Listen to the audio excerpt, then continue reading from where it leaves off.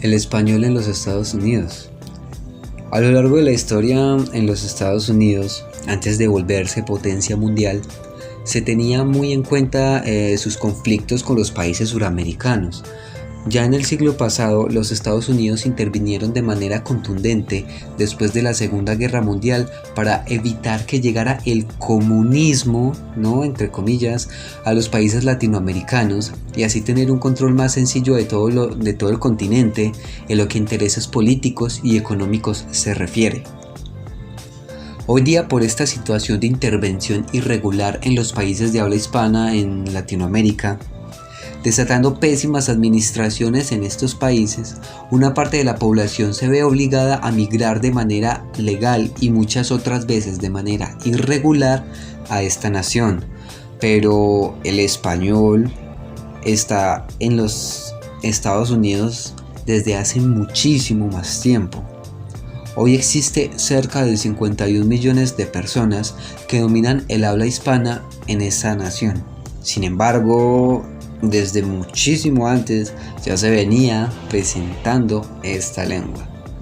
En Norteamérica, el español es igual de extranjero que el inglés. Las lenguas verdaderas del norte de nuestro continente son las lenguas nativas de sus pueblos originarios, la mayoría desaparecidos como sus lenguas. Actualmente se hablan cerca de 150 lenguas nativas en los Estados Unidos.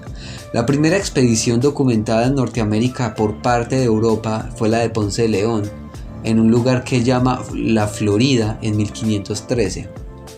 Tampoco hemos de olvidar a los 4 náufragos, Álvar Núñez, cabeza de vaca, y sus 3 acompañantes conviviendo desde 1528 durante 8 años con las gentes nativas de los que llamamos Texas. Desde el siglo XVI se habla el español en Norteamérica y no se ha dejado de hablar hasta el día de hoy. El 28 de julio de 1565, don Pedro Menéndez de Avilés parte del puerto de Cádiz a la Florida para fundar la ciudad de San Agustín, considerada la ciudad más antigua de los Estados Unidos, haciendo una cena con los indígenas para agradecer su ayuda contra los franceses. El inglés llega a Norteamérica en 1587 y se funda la colonia de Roanoke la Perdida, porque sus habitantes desaparecieron de manera muy misteriosa. En 1607 fue fundada Jamestown y en 1612 llega el Mayflower. Los colonos de habla inglesa llegan casi 100 años después de los de habla española y la población inglesa en la costa este crece a las sombras del vasto imperio español hasta formar las 13 colonias que se independizan en 1776, creando los Estados Unidos.